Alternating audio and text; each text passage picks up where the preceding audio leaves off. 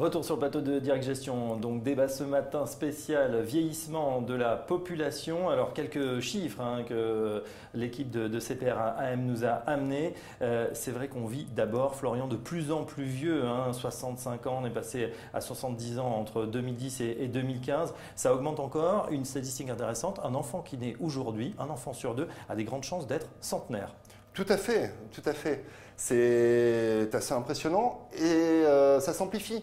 Ça s'amplifie. Les innovations médicales voyagent à travers le monde et effectivement, on a ce vieillissement qui est là et qui s'accélère partout sur les zones développées et bientôt sur les zones émergentes. Alors ça, c'est une nouveauté, les zones émergentes, puisque c'était plutôt des jeunes qui faisaient beaucoup d'enfants et au fur et à mesure que finalement les pays se développent, s'industrialisent, eh bien on voit qu'il y a carrément ce que vous appelez cette fameuse croix entre fertilité et espérance de vie dans le monde. On va voir le graphique à l'écran dans une seconde. Effectivement, plus la population vieillit, la population d'une part vieillit et puis les femmes font de moins en moins d'enfants, ce qui a des effets évidemment sur l'ensemble de la pyramide des âges de la population. Tout à fait. On a eu donc l'innovation médicale qui a permis de faire baisser le taux de mortalité et de permettre aux gens en fait, de vivre plus longtemps.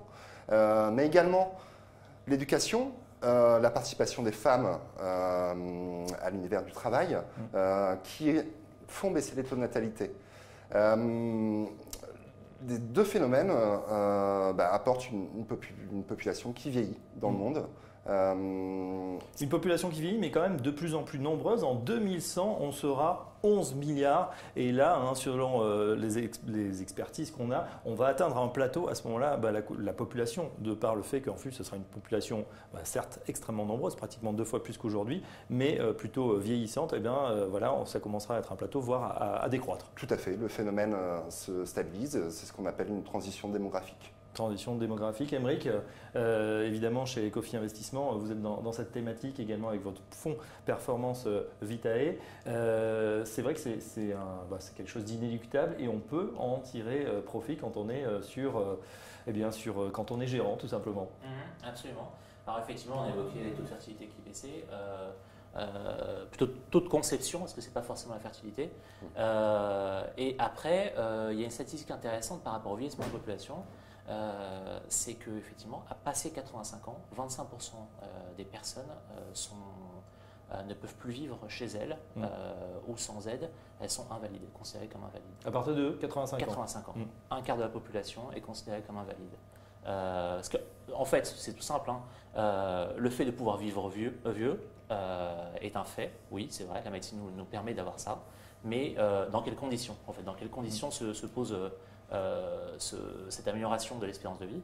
Et on constate effectivement que il y a une baisse très forte de la mobilité des personnes et de la capacité physique à pouvoir effectivement continuer sa vie comme avant.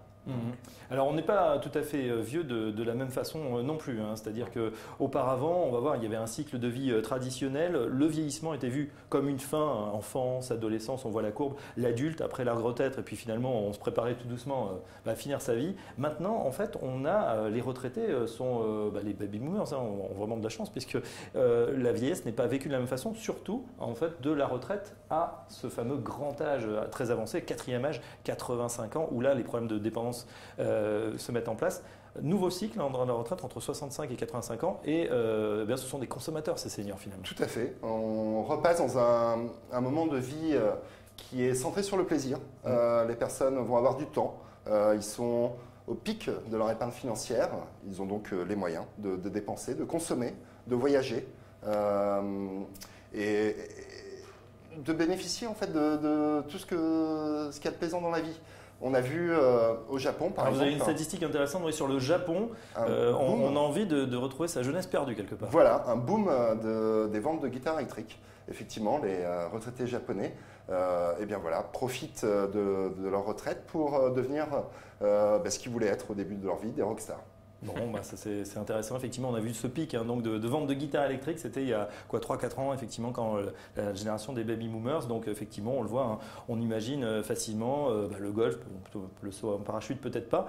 Mais en tout cas, la vieillesse est complètement vécue différemment. Et la consommation, évidemment, est différente. Qu'est-ce qu'on consomme quand on est senior? Eh ben, on a un fort pouvoir d'achat. Donc, par exemple, ce sont les seniors aussi qui achètent des voitures, par exemple. Voilà, on s'est rendu compte que l'âge moyen des acheteurs, des clients, des constructeurs automobiles, eh bien, c'est avancé dans l'âge. On est maintenant aux alentours de 60 ans pour une voiture neuve. C'est devenu un luxe. Une voiture neuve, c'est du luxe. Tout à fait, Ouais. tout à fait. On voit bien que les jeunes sont plutôt sur des voitures de seconde main, voire de troisième main.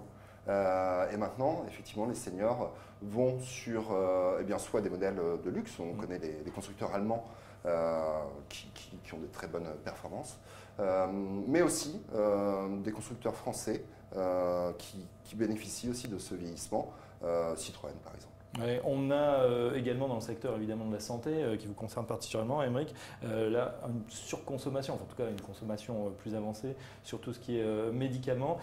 Quels sont justement les médicaments que vous suivez? On sait, on connaît l'engouement pour la biotech, la medtech, toutes ces entreprises qui fleurissent, qui aident aussi à vivre mieux. Alors, ce qui a surtout un engouement, parce que bon, c'est jamais très sympathique de se faire soigner ou de souffrir de quelque chose. Ce qui souffre d'un engouement, effectivement, c'est tout ce qui est compléments alimentaires, compléments vitaminés, etc., qui permettent effectivement de pallier à certaines carences de la vie de tous les jours et de la consommation alimentaire de tous les jours. Après, il faut savoir que j'ai évoqué cette statistique par rapport à l'autonomie des personnes à partir de 85 ans. Se pose aussi la question des soins à partir de 65 ans. 77% des dépenses de santé d'un individu sont après 65 ans. Donc, mais c'est pas, enfin, je ne pense pas que ce soit pour le plaisir. C'est vraiment. C'est pas du complément alimentaire là, c'est vraiment Non, pour rester non, en forme. effectivement, c'est plus pour avoir des voilà, traitements.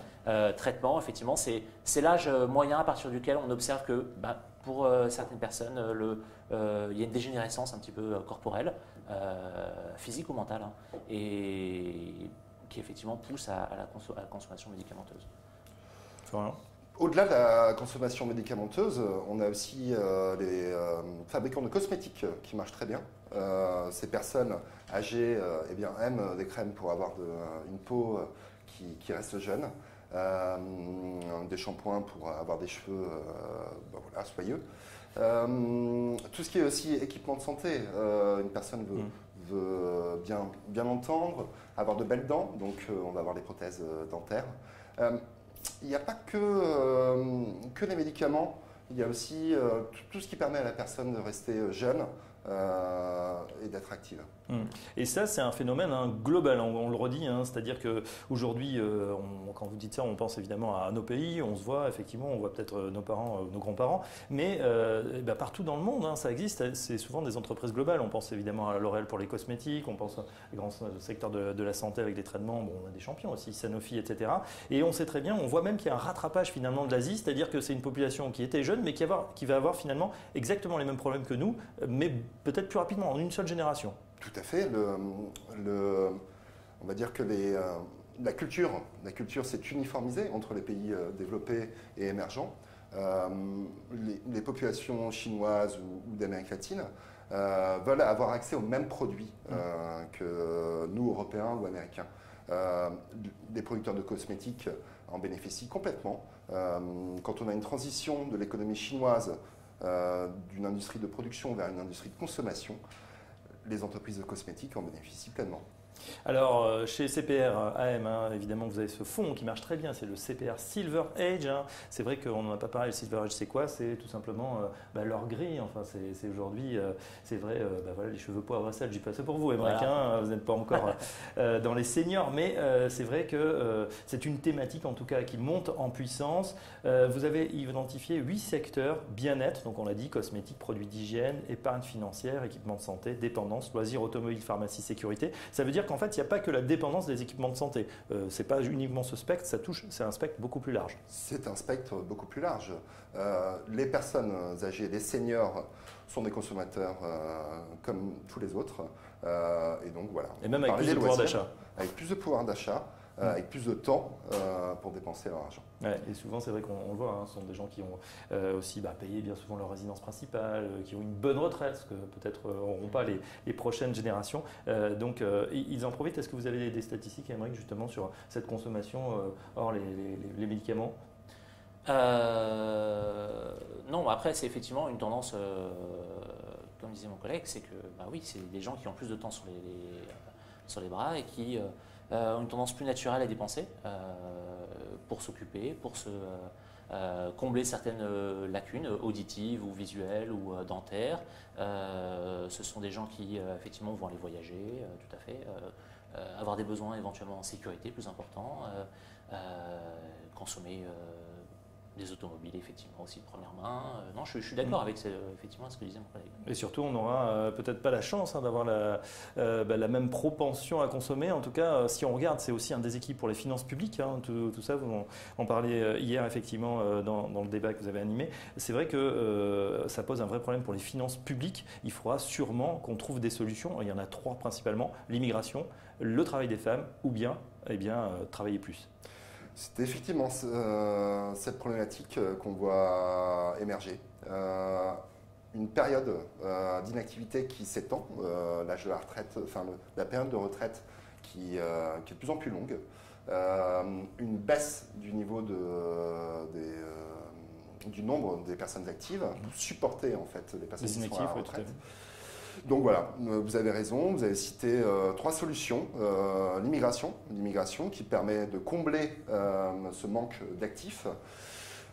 C'est malheureusement une solution qui est temporaire, puisque cette population immigrée vieillit elle-même. On a le taux de participation des femmes, et on voit que dans des pays confrontés au vieillissement de la population, le Japon, ça a été une des solutions qui a été adoptée, essayer de faire participer... C'était dur au Japon, hein, les mentalités changent difficilement. En tout cas, sur l'immigration, ça ne marche pas trop. Les Allemands, on le voit mettre les bouchées doubles sur ce créneau. Et puis, dernier aspect, il faut travailler plus longtemps, mais pas 2 ou 3 ans. Ça serait 4 ou 5 ans de plus, peut-être 10 ans de plus. C'est tout à fait ça. Si on vit jusqu'à 100 ans. C'est tout à fait ça. De nouvelles opportunités. On va dire l'adaptation des postes de travail à la continuité de la prise de poste des seniors. Et aussi le tutorat, l'accueil et la transmission de savoir entre les seniors et les jeunes qui arrivent dans la vie active. Voilà, donc débat spécial, vieillissement de la population, les enjeux, les solutions éventuelles. Et puis on va voir, on va se reconnecter évidemment aux actions, à la bourse. Hein, quelles sont les valeurs qu'on peut sélectionner, que les gérants sélectionnent pour faire face à cette problématique et peut-être gagner un peu d'argent. Ce sera dans la deuxième partie du débat. À tout de suite.